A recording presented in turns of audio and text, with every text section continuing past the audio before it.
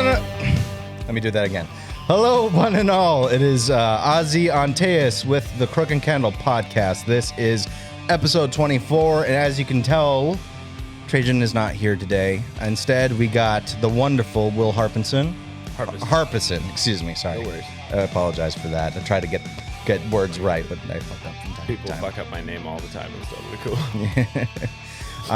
Yeah, unfortunately, Trajan couldn't be here today because he was feeling a little under the weather. Collie, not right now. You better not knock that under the couch. The dogs are being dogs as usual. And, but yeah, unfortunately, he couldn't be here, which was a shame because actually the last episode we did originally, it was supposed to be with you and us. Here. Yeah, but then you didn't have gas and then you didn't have money to get gas. Yeah. So... Life balance is rough. Yeah, for sure. But you're here now, so that's cool. I did make it today. Yeah. I feel like a little more human than I did when I woke up, but not much. Yeah, I mean, we did stay up pretty late. Well, I was up till like, what, almost 4 or something like that. I had a 6 a.m. chimichanga. got your priorities in order. My rice and beans. I was just laying in bed, and I was like, I'm fucking hungry. So I went upstairs and microwaved chimichanga. Hell yeah. Yeah, for sure. Yeah. Anyways, I guess to start this podcast right, as we always do, how was your week, Will? It's good. Good? I had a good week. Busy one. Yeah. It was like a kind of a non-stop week. I don't know.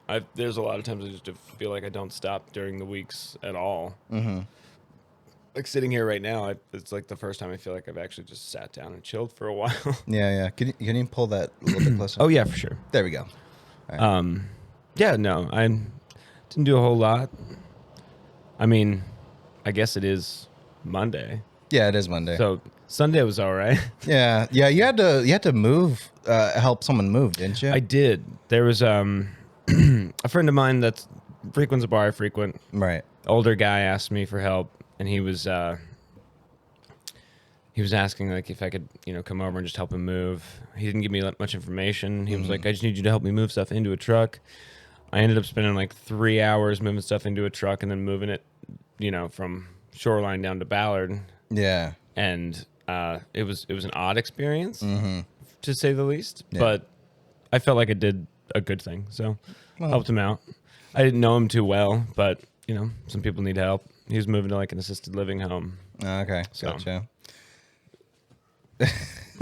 Kali, we're not going to be throwing balls right now. Can't throw balls. Yeah, we can't do it. You can't do it. You can hop on the couch if you want, but no, we're not throwing the balls right now.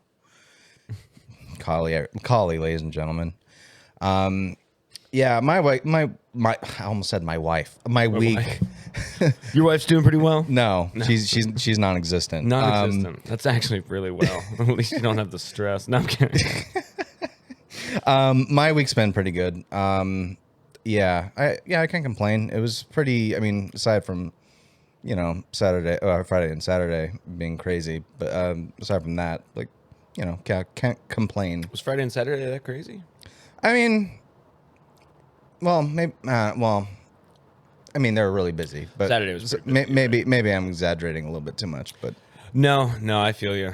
when you're in it, I don't know. When I'm in it, I don't really notice like being busy running around until I'm like, I sit down for a second. I'm like, oh my god, I haven't sat down for like 6 hours. Right. But I guess Friday's pretty busy. I had a good Friday though. Yeah. I always have good Fridays. Music day. That's right. In fact, we actually have some questions about because one of the reasons we ended up having you on here was because in fact, one of the things we kind of bonded on was the fact that you're a drummer. Yeah. And I used to drum. I want to get back into drumming. You should definitely do that. I definitely want to. I actually need to get like a practice pad. But I think before we get into all that, I guess just kind of explain how we met, and how we met is through work. Yeah. Yeah. So, I can't remember the first time I met you exactly, but I do. You do? Yeah, I came into work. I don't know exactly like what day it was. Right. But I came into work. It was your first day in. Yeah. And I hadn't met you yet. Or it may not have been your first day. It was our first day working together. Yeah. I came in and I was just like, We have a dishwasher. Yeah. We have someone here that's going to be here. Yeah. Fantastic. I need to meet this person.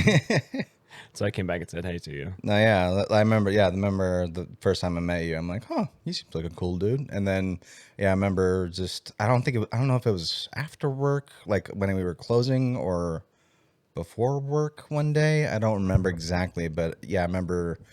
I think you were like talking to Alex or something about drumming and shit. Yeah, probably. Yeah, and actually, I think. Yeah, I think eventually I remember you asking me like, "Hey, you ever play an instrument?" Yeah. And I'm like, "Yeah, I used to play the drums." I'm like, "Oh, me too." And we got to bond over that, and that's how we ended up discussing that you're actually playing with the band Currently, yeah. currently. Have you done any shows yet? We have not. So we've kind of planned 4 shows, Okay. but the way that our current writing process has been way less us preparing for shows and way more just us coming up with like Material. unique material Right. that we are proud of. Yeah. And so it's a lot of like trial and error. It's a lot of jamming. There's a lot of booze involved. A lot of smashed sticks. It's awesome. I mean, we spend like 15 hours in a studio on Yeah. Fridays. So, and I mean, we pay quite a bit of money for it. Sure. So we're always there. But when we're there, we will discuss like, oh, should we try to cover a song? Should we try to do something? And then we think about it, we talk about it. It's so hard to find the right balance of like covering a song that's do we like the song enough to be able to play it over and over again? Right. And can we play it as good as we want to when we get there? As well as currently, like we only have a guitarist, a bassist, and a drummer. We all sing and we all play multiple instruments. Oh, okay. But we're kind of in the spot where we're trying to do things playing wise that distract us from like being able to have like a singer. Yeah. So we're actually currently looking for somebody. Up on the couch. Up on the couch. Come on. Come on, up. Collie. Up. Here you go. There you go. Get the Up. Okay. Just ignore her. Oh, all right. there you go. There you go. Oh, there she goes. There, I'm not sure if she's on the camera, but there's the It's all right. the goddess of destruction right there. If you can see Collie, she's the one that's paying me right now. Yeah. So, but anyways, I think we should get into the next topic because part of this podcast that we emphasize a lot is being a creative-minded person and talking about art and all that stuff. And one of the things I think me and Trajan are fascinated by is, hey guys, not now. Stop it. Go lay down, Bishop. Go lay down. It's okay. You just can't be roughhousing right now. Is one of the things that fascinates us is especially when we talk about other creative people is like knowing their history, like what caused them in particular to want to be a creative-minded person, whether it be a musician, a painter, a tattoo artist. It doesn't matter. But that's one of the things we've been fascinated by, and one of the things I wanted to ask you was, what led you down the path of wanting to be, creative, whether it was music. In fact, one of the things I didn't know about you until you told me was that you used to be an actor. It was. Now, I guess if anything, the thing I want to know is like, what came first? Like, were you more inclined to do music first, or did the acting come first? Like, what led you down that road? It's interesting because I don't really like. I do remember like when I was a kid, my parents bought my older brother a drum set. Yeah, and I used to just love to just slam on it for a while. So like I had a drum set, and then when I was in like elementary school, middle school, I wanted to do percussion. Yeah, I ended up playing the trombone for a year because I didn't make it. Like I didn't make the cut to be a percussionist. Right. At the time, I think I was in like 5th grade or something, 4th grade. And like I don't know how they really decided what you were gonna play, but I was given the trombone. Oh, okay. But after that, I went on to like when I moved from Tennessee. I'm from Tennessee originally. Oh, okay. To Florida, I got into a a school that had like a band. Yeah. And so I went and I did percussion for that band. And so from that point, like I had been playing drums like by myself for a while. Yeah. And then I went into high school, and I did percussion in high school, and I did like a little bit of marching band, which means I really just went and helped out the marching band when they didn't have enough percussionists like for whatever they were doing. I never played any like games or anything, but I did do what is it? Parades. Oh, okay. Nice. Which was fun. Not that fun. But I always played drum set, and I was taking lessons at the time when I was in high school. And then I wanted to, I hated the high school I was in, and I wanted to switch high schools. Yeah. And I went from this place called South Fort Myers High to Cypress Lake, and I had to audition to get in. But I, for some reason, didn't want to audition for percussion because I was doing lessons on the side and doing all kinds of stuff. So I instead was like, maybe I'll try my hand at acting because I had been taking an acting class. And so I auditioned for my high school, and I got in, and I did that for the last 3 years of high school. Mm-hmm.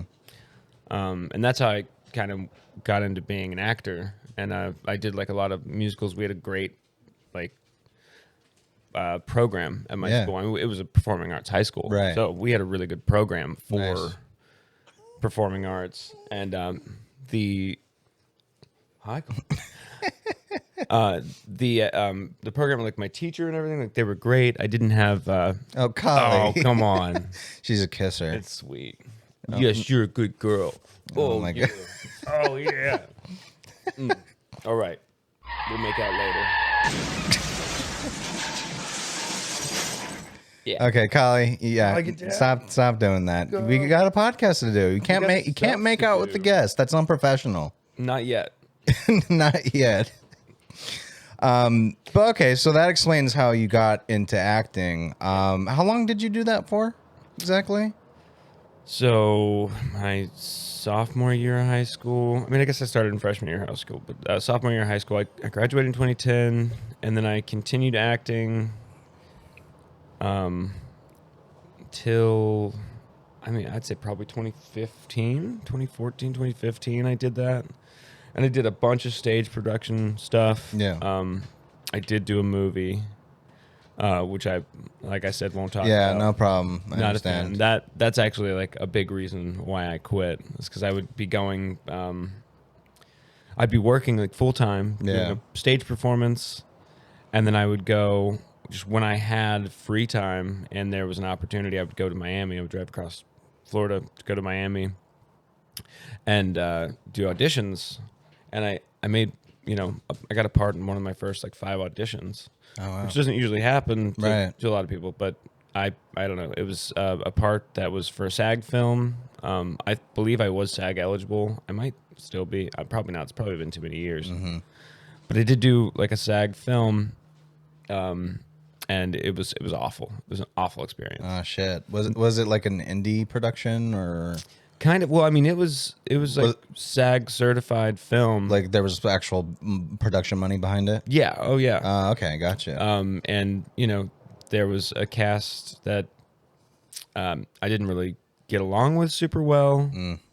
I also had a very small role. I mean, I was like a named actor. Yeah. But it was a very small role, and I'm very glad it was a very small role because it was garbage. It was hot. Fucking garbage. That's not good. No. And it was like, I don't know, between 95 and 110 degrees every day in Florida during the production, and we filmed outside like the entire time. I didn't have a single scene where I filmed inside, so I was just always out in like 95, 150 degree weather.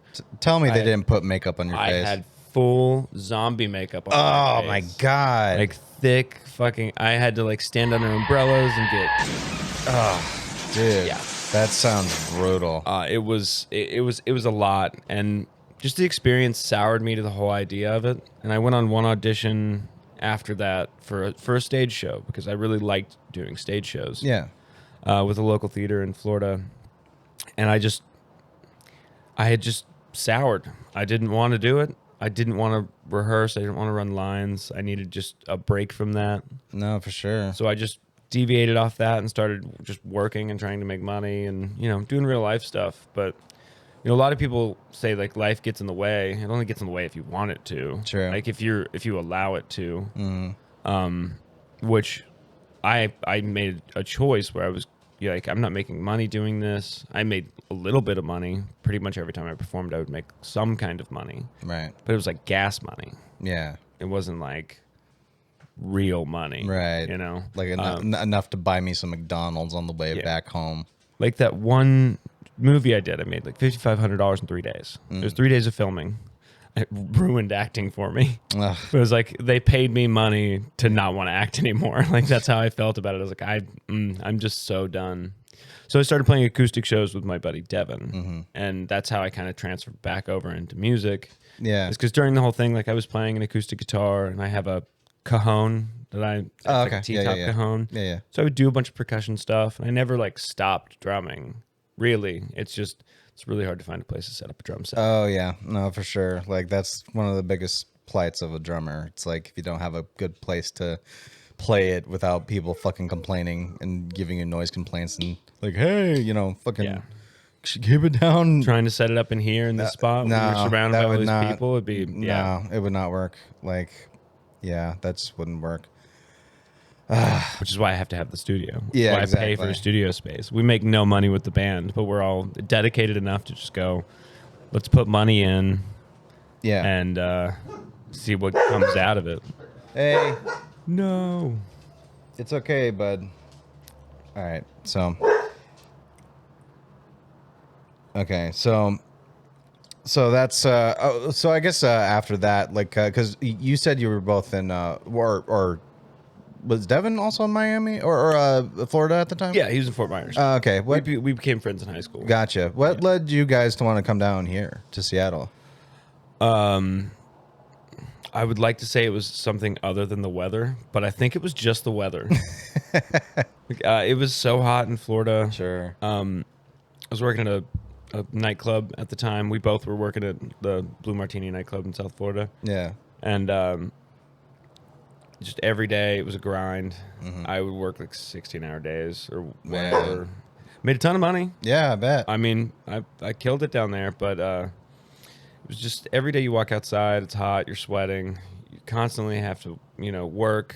And I would get like 4 days off a week, but I'd sleep 3 of them away because I was just exhausted from my 3 days in a row of like 16-hour days.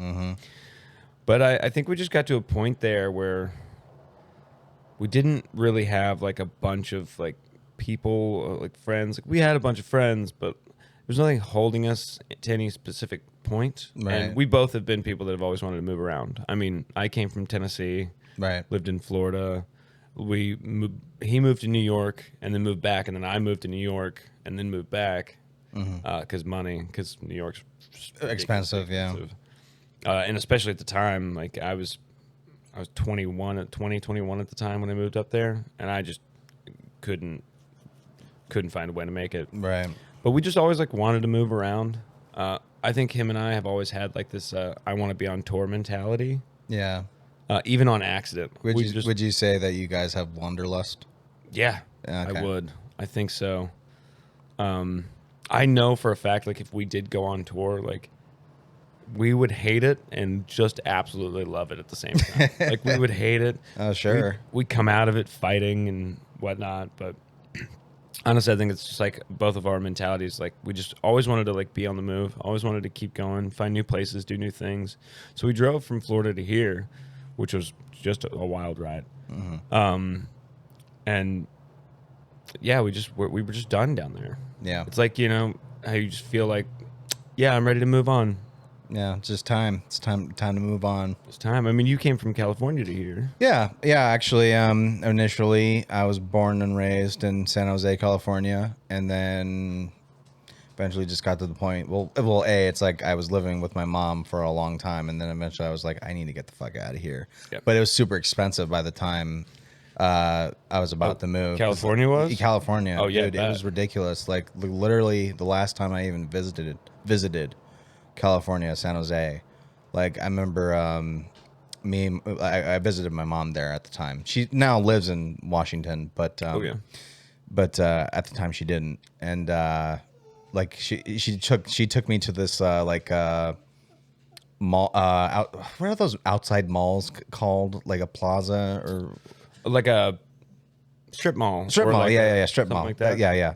So we went to the strip mall, and there's a fucking apartment complex on the strip mall, like right there.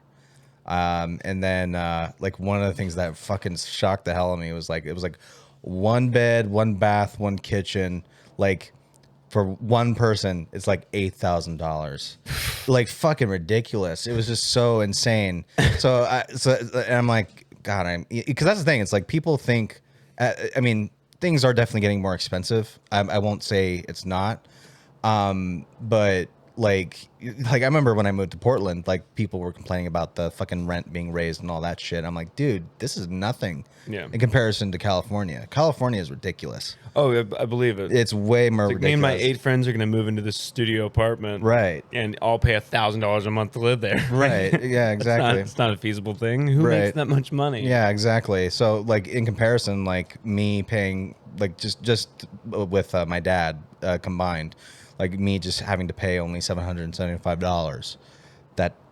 That's way better than fucking having to pay like $2,000 a pop. No, I know. That's ridiculous. Well, me and all my roommates, like we got a house. We rented a house, which is fantastic. It's a beautiful house. Yeah, sure. But we all pay like $850 a month. There's That's 5 pretty, of us. That's pretty good deal, man. And it's a good deal. However, like the house would be really expensive if it was like 2 of us. Yeah, I guess absolutely. But I mean, property value's going up. Everything's going up. Yeah, everything's going up. It's hilarious to me. It's like gas recently, gas prices and stuff. Like, I know you don't have a car. I don't. Don't really drive, but gas was up to like $5.70, $5.80. Mm-hmm. It's back down to $5, and no one is complaining anymore. But before it hiked up that high, it was like $4. Yeah, it used And to now be just- way cheaper. I mean, gas used to be like reasonable. Yeah, It well, no a longer lot of is. prices of things used to be reasonable, but then, yeah, it's like I remember I would hear stories about like people that used to live in olden days of like the 40s or the 50s or the 60s, and it's like people would talk about buying a fucking candy bar for like 75 cents or some shit. I'm like, dude, that's fucking good. That's or like 50 cents or something like that. Yeah. It's like that's nothing. I couldn't imagine. No, I couldn't imagine it today. It's like just to get a fucking protein bar. Like it's like $6. There's these one bars that I get over there at the Shell. Yeah. And it's like $3, $3.50 a pop, just for a fucking protein bar. That's like, it's like ridiculous. It's just, convenience stores prices have also like really shot up. Oh, as yeah. well as like grocery stores. Yeah, And fucking- produce is ridiculous. yeah. Like even just like getting like a thing of ramen over there, it's like $1.50 for a packet of ramen. Which is weird because I can go to fucking the Safeway. Where's your car crash button?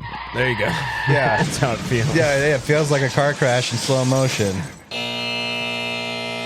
But yeah, it's like just like I can go to Safeway and get like three or four packets of ramen for like $1.50 or something like that. Which that's how it should be. But it's like at the fucking convenience stores like near you, it's like way too much. Yeah, no. I found that like if you're eating out at the right places, it's almost as expensive as like going to a grocery store. No, yeah, I need to get back into the habit of going to the grocery store. I need to because for multiple reasons. One, my weight, obviously, eating out all the time. It's like that's not necessarily the best thing for your health if you're looking to lose some weight. So. Yeah. I mean, you can find the right spots, but oh, it's sure, usually way more expensive. It's if just you're way trying to eat healthier. Exactly. So it's like at that point, it's just might as well just follow a diet and just get the right foods and just have enough food to last me for a week and a half. Yeah, So. I'd like to be able to do the same, but like I said, like I feel like I don't ever sit down. Right. And when I'm home, like I sleep, and then I get split days off, which is Monday, Wednesday, Friday. Yeah. By the time Friday rolls around, like I don't have between Thursday and next Monday any time, and then Monday's off. And I'm just like I'm just tired. I can just sleep, and I live at a different time than most people. Like I was out today, and I was like, "What are all these people doing up?" And I was like, "Oh, it's 2 p.m. I'm the weirdo." Yeah, you're up a lot later than most people. Like, I at least try to get up by 11, if anything. Dude, I wish these days though, like it's not a matter of like I can't wake up because I went to bed at like 6 the other day and woke up at 9:30 to help that guy out. Yeah. I can get up, I just don't want to. Right, you just need the rest. But I also am still up until like 6 or 7 in the morning every morning, which doesn't help. Probably not healthy. But like that's just the times that I live at. I just kind of move through that. It's weird having an opposite schedule for everybody. However, I've pretty much always been like that. Yeah. Where like the later, I was always up later. Would you consider yourself a night owl? Yeah, definitely a night owl. Okay, gotcha. I don't even know. There might even be a better. It might be insomniac is the word that I'm thinking of because like I cannot sleep at night. Right. I don't remember the last time I went to sleep with the sun not being up. Okay. Even last night, I got home 3:30, 4. Well, I know by the time I was dropped off, because he dropped me off last night after work, and it was like 3 o'clock by the time I got out of your car. So, yeah, I think it was like 3:15. Yeah, and you were like, it's past 3. I gotta go, and I was like, yeah, that's right. Mm-hmm. Real people have stuff to do tomorrow. And then I got home, like I said, I had a 6 a.m. chimichanga. Yeah. Watched an episode of The Bear, which stressed me out. I don't know if you've seen that show, but it stressed me out. And I was like sitting there just like, I can't do this. And so I went down and laid down, tried to go to bed. Yeah. I think I got down about like 7. Gotcha. But that's normal for me. People think it's weird though. Like when you talk to somebody who's up like in the morning, they're like, oh, how are you up this late? Like my roommates are like, why are you up so late? Why are you up so early? I gotta work. Yeah, I had to work. Like I had to work. I was doing stuff until 4 o'clock in the morning. But all right, this is life. Yeah, this is life. All right. So my next question. So you moved from Florida to Seattle with Devin, right? Mm. And then you get back into drumming again. And that's then actually this year I kind of got back into it. This year? Yeah. Okay. And then so then you got that studio with Devin, and then you also have Hayden, who's the guitarist. Devin's the bassist, right? Yeah. Okay. He does bass and he does keys as well. Oh, okay. Gotcha. So he does. All right. Yeah, we kind of played back and forth with different stuff. We're working on like getting to a point where we're recording stuff so that we have like stuff to show people. Right. You're recording demos right now? Not currently. We're more recording jam sessions unprofessionally. Okay, so put like a mic in the middle of the room. Hope it captures everything. For sure. We do have the opportunity to like be able to record professionally, but the guy who we're at the studio with wants us to like pay for somebody to be there to record us. And we're like, we can just do it. And he's like, I'd much prefer have somebody come in that I know, deal with all of my like recording equipment, my computer, and all that stuff. So sure. I think he might eventually teach us like how his system works. Yeah, that's kind of what we're waiting for. We don't want to have to pay more money than we're already paying, but we don't mind if we have something really to record. Gotcha. So I guess my question is like, how'd you like what made you guys want to get into a band together? Like what caused that to happen? Like me and Devin, or me, Devin, and Hayden? Well, either or. So Devin was in a couple of bands when we were back in Florida. Right. He did like a lot of stuff. He even like played with his band in New York for a while. Okay. And they moved from Florida to New York back. So he always had like been in music. He was mostly a vocalist. He learned guitar. And he plays a bunch of instruments. It's kind of impressive. But he and I, like I said, when we were in Florida, we started doing an acoustic thing. We did, like open mic nights. And so when we moved here, that's what we wanted to do. We kind of, I would say another big reason we moved to Washington was because we had heard so much that it's super musical, and which is not necessarily the case. There is a lot of music here, sure, but there's not a whole lot of live music unless you're really looking for it. Sure. I mean, there's a lot of local bands, but there's like one bar I know that sells local bands. Then again, COVID ruined everything. Yeah, I think that might be the case because like I want to say when I first moved here, like because actually my dad used to be in a band This band called Megaton Leviathan. That was the band, and I remember before COVID hit, like he because the original band was from the band was from Portland. That's where he used to live, and but he was still a part of the band when he was living here in Seattle. And there was like multiple bands playing that night in that one venue. So it's like I bet you what probably ruined it a little bit was definitely when the coof was floating around, and things that just fucked everything up. It particularly really hurt performers. Absolutely, because you couldn't go anywhere to perform. Everyone had to wear a mask. Everyone was fucking afraid of getting sick with this, Chinese virus that no one knows what it was going to do to you. It looked really bad. So yeah, and everybody was real paranoid about everything. Which I mean, I guess to be fair, it was bad for a little while. But for performers, like I have a buddy who's a magician. Yeah, and he also his whole job is being a professional magician. Right, and also he does trivia nights in 4 different bars around town. And he had to move his trivia to online, which luckily he had a lot of good supporters that would come and play trivia from their home, on Skype or whatever, or Venmo. What's the other one? Fuck. I can't even remember. I never used it. I don't know. I didn't get to work from home, so Zoom? Zoom, that one. Yeah. So he had to do it pretty much just over Zoom. Yeah. And it for the first year he struggled really hard with it because he just couldn't make the money he was making, and he'd worked for years to try and get to a point where he was doing what he loved, performing and doing trivia stuff, and that was just gone. Yeah, although there was definitely an interesting thing that kind of did happen during that period when COVID was getting pretty bad and things were just shut down. One of the things I noticed, especially with bands, there were some people, some bands that were on the pulse of it. They're okay, we can't go out to perform. What can we do? Oh, well, there's Twitch. Yeah. And there's, live streaming services even YouTube. Let's just fucking do live concerts to chat and and enable donations and stuff like that.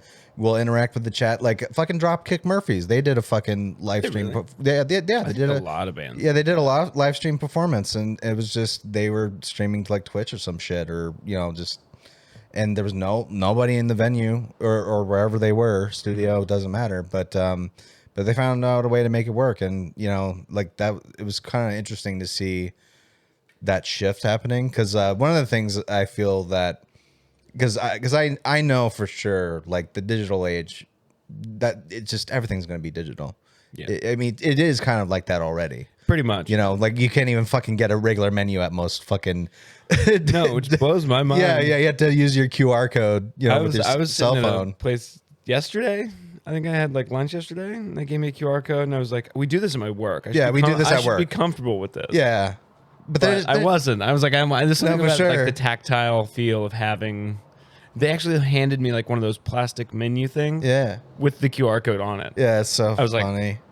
Oh shit! This is the digital age. Yeah, You're expected to have your phone. Yeah, it is kind. It is still kind of weird because it's especially. I think it's just mainly because we're both in our 30s, so we remember the age where you go into a restaurant or you go into a burger joint or whatever, and you sit down and there's a fucking menu with every item listed on it.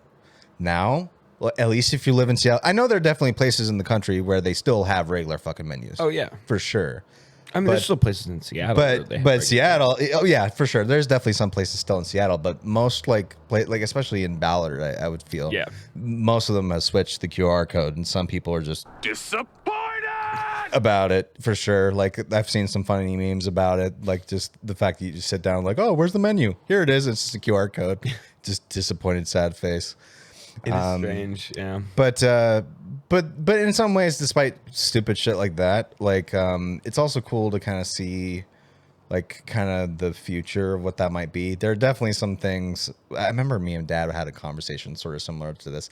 Like we talked about like the metaverse and shit and what that would mean for the future. Like I want to think positively about it, but there's also things about it where I'm like not too sure about it. Because I think like when it comes to humanity, like one of the things that we value is connection. And I feel like, now here's the thing. Like I know there's some people on the internet that are way more able to connect to people over the internet than they do in real life. Me, I don't feel that way. That's actually interesting because I've always felt like there's this whole like community thing going on with all these people on the internet. Yeah. And I am not invited. Like they don't like me. I'm not good at talking to them. I'm not a fast typer. I'm not going to do that. Right. I don't want to chat to you. Like I really don't care what you're talking about anymore. Right. I mean, that's the thing. It's like there are times where I kind of feel awkward because it's like I think like I have some people that follow me doing my own YouTube shit where it's like I've talked to them and shit and they're great people from what I can tell, but there's this part of me where it's like I talk to them and I'm like, I don't think of them as a friend. Yeah. You know, it's not because I don't think they're bad people, or it's not that I think they're bad people. It's just, it's hard for me to connect to people through text and through like just this. It's super impersonal. It's a barrier. Like you just don't, in fact, people even complained about like video services like Zoom, like, you know, trying to connect over like live streams or stuff like that. Or, you know, you're on Skype or, you know, even, Discord, you know, stuff like that. Yeah. You know, using your webcam, it's like it's impersonal. It doesn't feel right. There's just not that right connection to the person. You know, just staring at another screen. You're just staring at another screen, you know, and I just don't think that's natural. So that's why it's like, in a way, it's like when, I mean, there's certain things that people are doing, like those live stream concerts. Like that's pretty fucking cool. It cuts out the middleman. You could do it right from your fucking own personal studio or whatever. And some bands have pulled it off. They like do these whole fucking shows. No one's in the audience at all. No. But it's these whole performances, and it's just people are watching it on a live chat and they're just donating to them. It's like, that's fucking smart. That's brilliant. You know? On YouTube, one of my favorite bands of all time, Manchester Orchestra. Yeah. They did from beginning to end their entire album that they had released before COVID. Yeah. In like they have like this, I guess it's a cabin. It looks kind of like a church. Okay. And they're all like facing each other inward. And they're all like, there's this big rug in the middle, and it's like this big room. And they play their whole album from beginning to end. Yeah. Like live. Yeah. But it was a YouTube thing, and there's like a cut in the middle of it, but they do go from like one song to the next, and it was brilliant. Yeah. It was like the way I would want to see a show. Mm-hmm.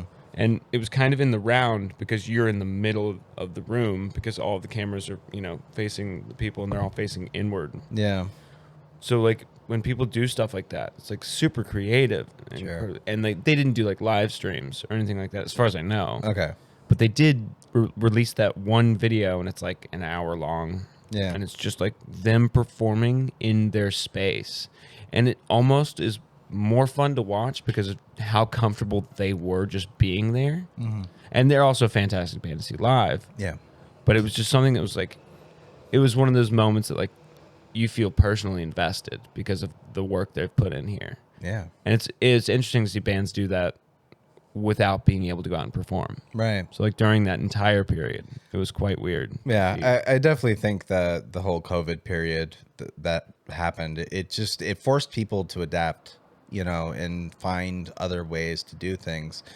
You know, I mean, it's a good thing things are, you know, well, for the most part, it's returned to normal, but, you know, the effects can still be felt for sure. But you know, it was very fascinating just to see how people would adapt, and the people that did adapt and like saw they were ahead of the curve and saw what was on the horizon and just were on the pulse of it and like, okay, I think this is what we got to do. Yeah. You know, and because those that weren't, they were done. There was nothing they could do.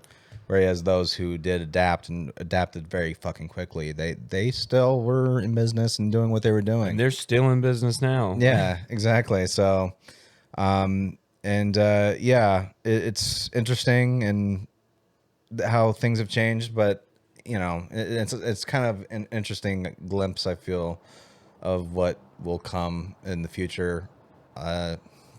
Will we all be fucking jacked into the Matrix one day? I don't fucking know. But I mean, if they can actually like hack my brainstem and just put me into like a virtual world where I can just create things with my brain, I might be down for that though. yeah, sure. Like just put me in a fucking Minecraft world or some shit. At least I wouldn't have to like physically walk around anymore. Yeah, that is true. Yeah, it's Just true. be like, oh, yep, I'm done with this. Can I work here? Yeah, sweet. Let's do this. Oh, nice. Okay, so yeah, so you guys start a band. What's the band's name called? We've been playing with a bunch of different stuff. We don't have like a real name. Yeah, I remember Hayden mentioned something about the name being the name of the studio or whatever. Yeah, so what was that called? The name that we're using is Please Use Other Door. And it's not the name of the studio. It's literally just what's on the door. Yeah, it's on the sign. It's in like a building. It's very like unassuming. Uh-huh. And it's just like this black door that has a sign that says Please Use Other Doors. Yeah. We were like, my original idea for that aim was like I wanted to do a YouTube series or something along the lines, or like just live stream something. Yeah. It would have to be YouTube. Oh, we'd have to edit a bunch of stuff out. Sure. We're pretty awful to each other. But it would be like a YouTube series of like a band coming from its conception all the way to like hopefully performing at least for the first time or something like that. And I wanted to kind of like capture that idea, and we haven't started that at all. Would you like a vlog kind of deal? Yeah. And just like our process and like what it's like to start out, because I mean we're all good at our instruments, I would say, but we're not amazing at our instruments, and it's honestly been like it's our practice time personally, and then it's our like practice time together, because we only really have the one day. Yeah, that's right. 15 hours just like practicing by ourselves with each other, and then we'll come together and do something. We're like, okay, cool, and then we'll write like this section. We'll do this, and then we'll kind of like snip this out and put it here. Like, and we don't record it, so like we actually physically have to go, okay, I have to remember this exact thing. We'll snip that out, and let's try to do this there, and then like this mathematic stuff, but we're also still just like personally practicing. Like me on the drums, like only having one day to play the drums as a drummer is just not enough time. So I'm constantly just trying to like better myself, tapping on everything, trying to like play on my days off on like a practice pad or something. Yeah. But the idea of Please Use Other Door was like, that might be our band name, but I'd rather use it as a vlog name, like a video title, like Please Use Other Door Presents, and then you could take that idea and like continue on with other bands. Yeah, no, I think that's a good idea. But I think that Please Use Other Door might actually end up being our band name. Okay. But we also go by a bunch of other names, which I will spare you. Okay. Right now. Fair enough. That's fine. Okay, so with that clarified, what do you like? So your goal, I would say, or I would assume, would be that you guys are going to want to tour at some point, or play local shows or whatever. Local shows is definitely like our first. So definitely like our first thing. Yeah. Well, I mean, obviously we're not gonna like not play shows and then be like we're going on tour. Right. But it's definitely expensive, especially though, to go on tour. It is. We could all figure it out. We're all pretty minimalist, so for sure. But to play local shows would be definitely like it's what we're shooting for. However, we're not pushing very hard for it necessarily. We're taking our time with our process, which I think is really good. No, I think that's a good way to go about it too. Like do it right, not quick. Yeah, and not only that, but like Hayden has come in and he's one of those people like we got along with instantly, and we'd like I said earlier, we'd like to look for like someone else, like someone maybe to come in and like be our singer / rhythm guitarist, or like play keys, or like do something else. It's about finding a person who really fits with your personalities, because like if you just pick somebody who's really good at something, or at least for us, if we just pick somebody who's really good at something and they come in and they don't mesh with us like personally, they're not going to enjoy our Fridays. Right. And we do it mostly for fun at this point. Yeah. For now. We're doing it mostly for fun and because we enjoy creating. Yeah. But yeah, our end goal would just to be to play shows. If I could make a living playing music, that'd be the greatest thing that happen. Yeah, absolutely. So, how far in the future do you think that would happen? Like, or how soon in the future do you think that would happen? Until we play like a show, I'd say maybe in the next 6 months. Okay. But until we got to a point where we were like actually open to playing multiple nights or playing weeks in a row for a night a week or so, like a year, year and a half. Okay, yeah. So like sometime next year, maybe. Yeah. It really also depends on whether or not we find more time to do it. Yeah. Because I think that the more we do it, the more we want to do it. Mm-hmm. And the more we want to do it, the more we will step like outside. Like I think 2 days last week, I stopped by the studio just to hang out. Just to hang out with the guy who owns the studio. Yeah. The producer who owns the studio. And kind of like trying to make a presence there, talking to him, getting his ideas on things. Yeah. We get along really well, so it's just nice to be in there and like see other processes and like see how other people do their things as well. Yeah. And we are usually pretty welcome there. Like it's one thing I do like about musicians on like a small scale where they come into like just the studio and like they all work with the same people. We all work with the same people. People, they like to have their stuff seen. They like input. Everybody wants to have like someone come in and be like, "Oh, that's awesome. What about this?" And then they'll try it out. Yeah. Because everybody likes some kind of external input. Mm-hmm. If you didn't, you wouldn't perform for an audience, right? Right. Exactly. So you want that constructive criticism. Mm-hmm. Sometimes you even want real criticism because like if something's not working, you need to know that. Yeah. Like, So we've been going in and just seeing other people's processes to see how they do it. And then people will stop by and say hi to us and see us when we're playing and like give us little tidbits and notes. I like the sense of community. For sure. Yeah, I find what ends up making you better as an artist or creator or musician, whatever you want to call it.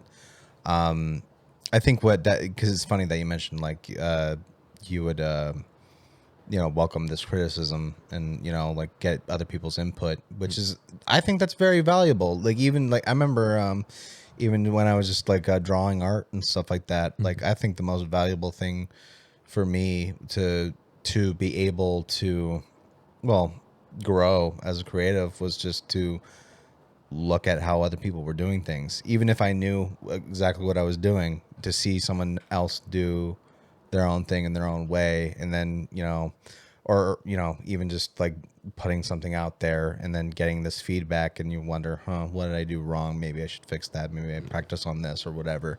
Just to be able to be part of a community, especially like of people that won't just kiss your fucking ass. Like they'll actually like tell you what they think. Like, dude, this fucking sucks. Yeah. You need to do better.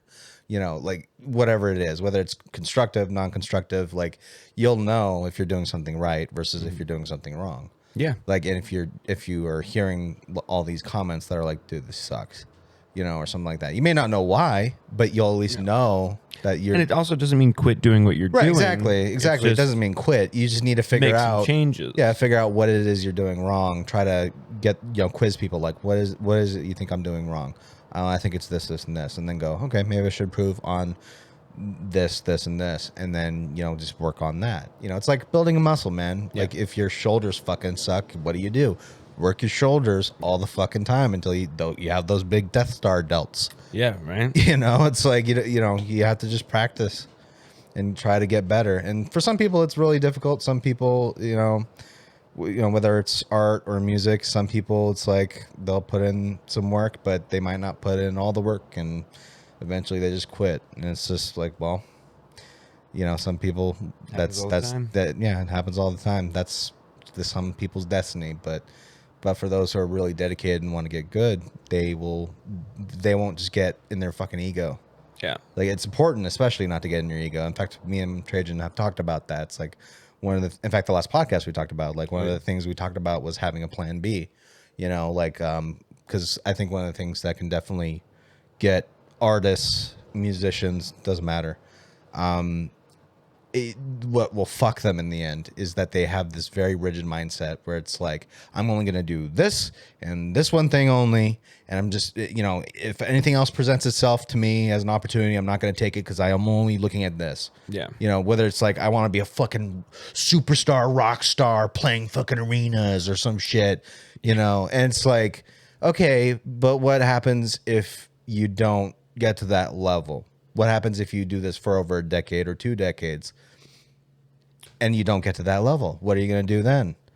Good point. Yeah. And it's like, and one of the things me and Dad talked about was like, sometimes like, even with me, it's like I didn't think I was going to be an editor. Yeah. Like, or even to start working on a production company with my dad. I didn't expect that. But, because I was thinking like, at first I thought I was going to be like a comic book artist, which who knows, maybe I'll get back to that one day. That'd be cool. I don't know. And then I fucking started working on YouTube shit back when I was in high school. And then, some people like PewDiePie got big and I'm like, oh, maybe I'll be the next PewDiePie or something like that. Like be the next multi-million fucking like subscriber rich YouTube content creator or something like that. But it's like, that didn't fucking happen. I'm 30 and I'm not there, which no, I could have been. Like, I remember still working. I'm still working. In fact, like one of my biggest regrets was like I had a channel at one point when I did not have the rig I have now, the computer rig I have, and I ended up getting 10,000 subscribers, and I ended up being in the YouTube partner program at one point. That's awesome. I made $50. I made $50 at one point. I could have made $100, but Maker Studio was the MCN for me at the time, and my views kind of just dwindled at some point, and then like I barely made the $50 cutoff mark to be able to make my money. So there, and then fucking Maker Studios went down and was absolved by Disney, and so or dissolved by Disney. So it's like, well, there's my $50 that I'm never gonna get. Shit. That fucking sucks. But but anyways, back to what I was saying. Like in the end, like if I don't become very successful on YouTube necessarily, like I'm not so rigid that I wouldn't at least say, you know what, there's this opportunity my dad's presenting to me. I know there's a market for it. Whether it's video ads, whether it's making a movie for somebody, there are clients that want videos made. I have the skills to be able to do this. And from what I've seen, they're good. Yeah. So like, it's important to be able to not be so rigid about things and take what opportunities you can. Yeah. Some fucking, like, some people get their break by doing fucking music jingles. They don't want to do music jingles, but that's how they get their break. You know how much money you can make with music jingles? A lot. A ton. Like, think about being the person who did, like, the goldfish jingle. Like, that dude's still making money. Yeah, he's making those royalties, man. Absolutely. It's wild. You can make so much money doing that. Sure. And it's like, yeah, even just something like, there are musicians that make music for like Epidemic Sound or something like that, like royalty-free shit. Yeah. It's like they'll just make money off of royalties of however many people download their shit. It's wild. It's like there's a ton of money that you can get from just doing shit like that. And of course, some people don't expect to do that, and that's not their vision, but it's like sometimes you got to think outside of that. Yeah. Not be so rigid and just go, okay, I might not be able to be a superstar rock star right now, right away. Yeah. But I want to make music my life. What can I do that's still within music, but it could also make me money? Oh, maybe I write some jingles, or maybe I write some royalty-free music. Yeah. So I can there's this one fucking dude, I forget his name, but I think he I think his channel's called Senpai Studios now or something like that. He does a lot of videos on I'll put an annotation on the screen, by the way, just to correct myself if I'm wrong. Right. But yeah, this one dude, like he did a lot of videos on like trying to grow your live stream audience and stuff like that. What equipment to use, stuff like that. And this guy was smart because like he's originally a musician first. Like he wanted to be a musician, like make music for a living, and but he started off doing this YouTube shit to teach people how to stream. You know, became very valuable in that asset. You know, got a good audience, and then eventually he was like, what's a good way to make money? How about I just make a bunch of royalty-free music that I can get, you know, because one of the biggest problems with streaming is like people using copyrighted music. Huge. Yeah, they always. So like, video games have to put in like a copyright-free. Yeah, like a streaming option. Yeah. So that way they turn the fucking music off, so you don't fucking get copyright struck. It's just hilarious. And he came up with a great idea, which was like, I'll just make a bunch of fucking copyright beats, like of different genres, like rock and roll music, fucking hip hop, chill, relax music, right? You know, ambient music, whatever, Christmas music, and just fucking. He just released all that shit onto fucking Spotify for free, and apparently he's making a lot of money doing that. That's awesome. And it was like yeah, man. Like it's like there's definitely ways to make money if you have a passion. Yeah, and you don't have to be the arena rock individual. Right. But I think that everybody has, at least at times, that moment of like you're watching something. Right. You're like, I'm gonna do that. I'm gonna do this next. Like I'm gonna be the next PewDiePie. I'm gonna be the next like this big band. I'm gonna do this. And everybody has like that moment, and then they go, but now I gotta go sleep. Yeah. like, all right, cool. It was fun to watch YouTube for the last 6 hours, but now I gotta go to bed. But I'm gonna do that. I promise. I'm gonna wake up tomorrow, and then you wake up the next day, and you're like, I gotta go to work. Yeah. No, it's hard, especially harder when you're older, man, because like you have less time, you have a lot more responsibilities. Like, yeah, especially if you get older. Like it's like, because like I definitely don't feel like a young person anymore. Not at all. I don't have the same kind of energy I used to. I don't either. Like, I mean, you know, that's the thing. I'm still trying to maintain sort of energy. I need to get back to fucking We're still young. Yeah, we're just not that young. We're young, but we're not that young. We're definitely not like in our energetic youth phase anymore. For sure. No. And it does make things a little bit harder, but that doesn't mean we can't still try to do what we want. So not at all, which is why I'm doing what I'm doing, which is why we rent out a studio. We pay money we don't make back with what we're doing. Yeah. To enjoy ourselves. And if it becomes something, fantastic.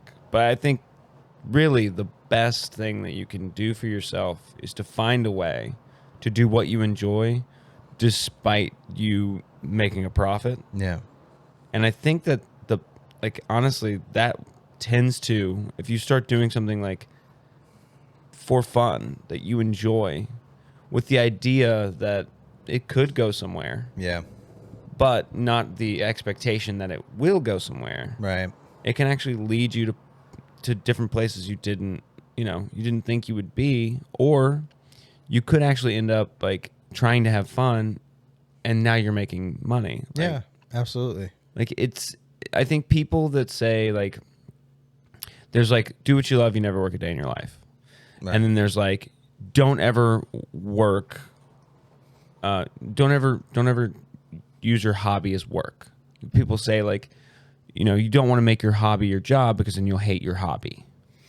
I think there's a little bit of nuance there. Sure. I mean, there is. That's what I'm saying is like there's the group of people. It's like, do what you love, you never work a day in your life. And then there's people who are like, I don't want to make my hobby my job because then I'll hate my hobby, the thing that I love. Right. But there's like this gray area where like if you do what you love to do in general, with the idea of like, I'm doing it because I enjoy it. And if there is opportunities, I will take them. Sure. You can create something that you love to work at and make money in after a certain amount of time and effort that you've put in. It's not saying don't work hard at it. It's just saying like enjoy it, and maybe something will happen.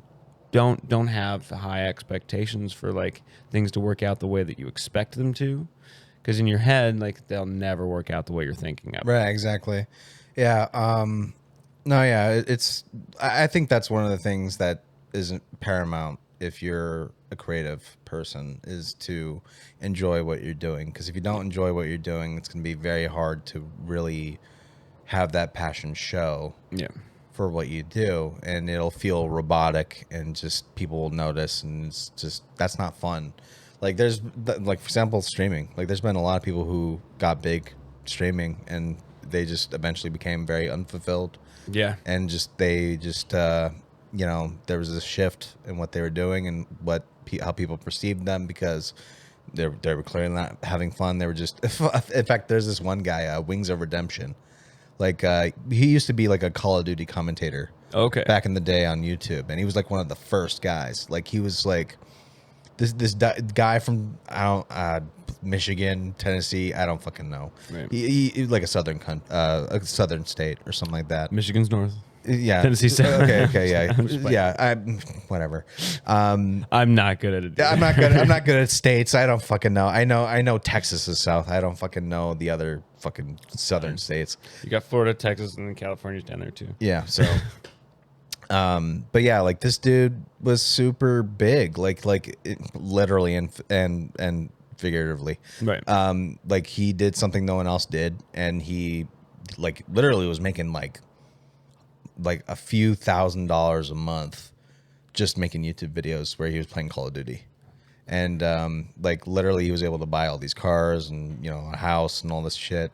But now if you look at him today, like fucking 10 years go by, this dude is like one of the most fucking like unsatisfied, I hate my life kind of individuals. Part of it is his fault, absolutely, because like he's definitely had a lot of dramatic moments, and definitely his ego got in the way, for sure.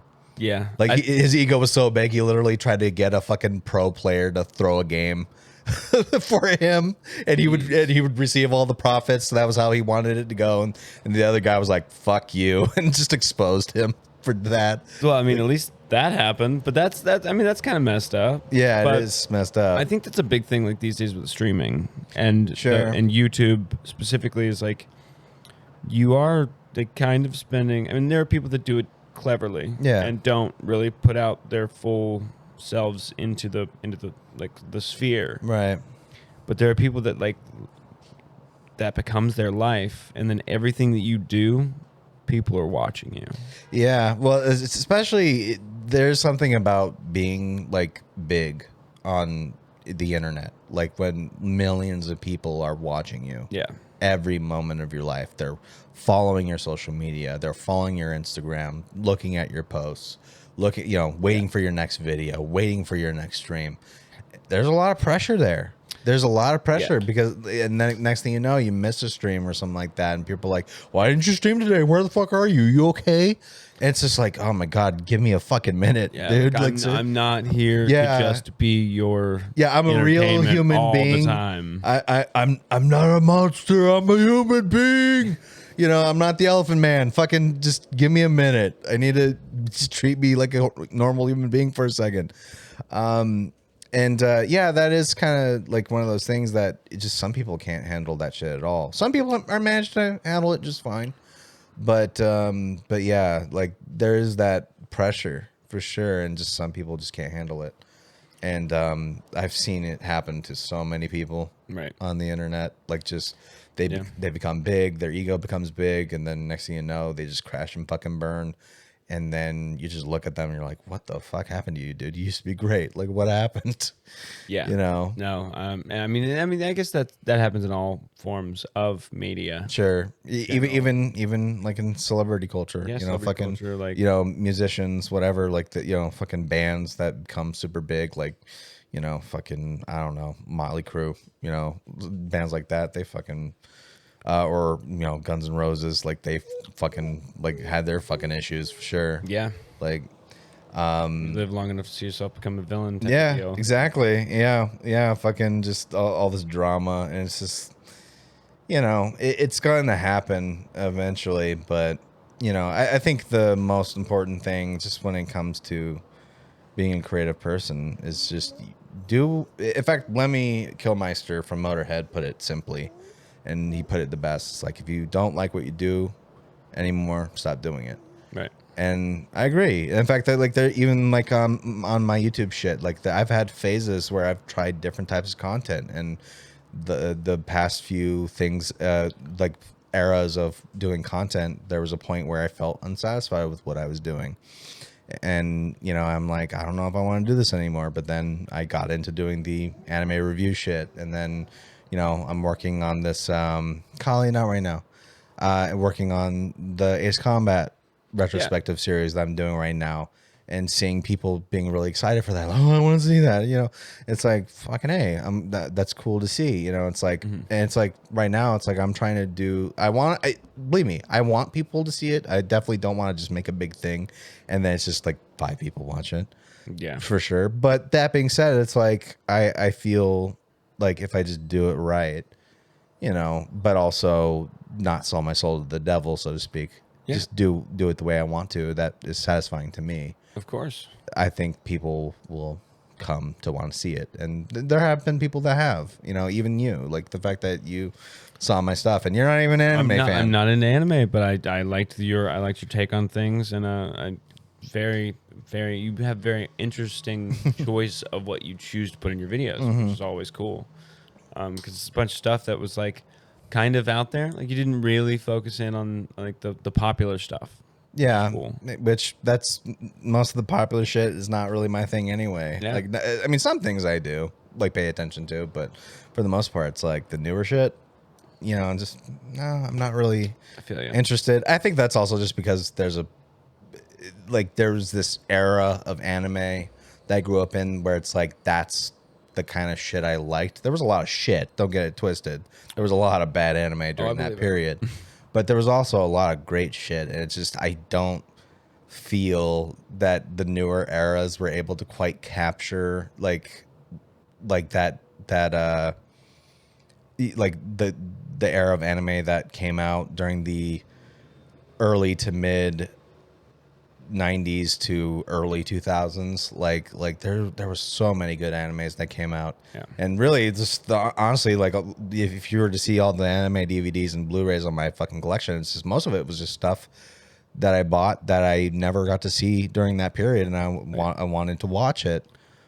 And so it's like if anything, I'm kind of just reliving nostalgia, so to speak, kind of trying to catch up on the stuff I never got. Yeah, the stuff I never got to see. And, but so anyways, yeah, I think that's really all I wanted to say on that. So last thing I guess I want to say,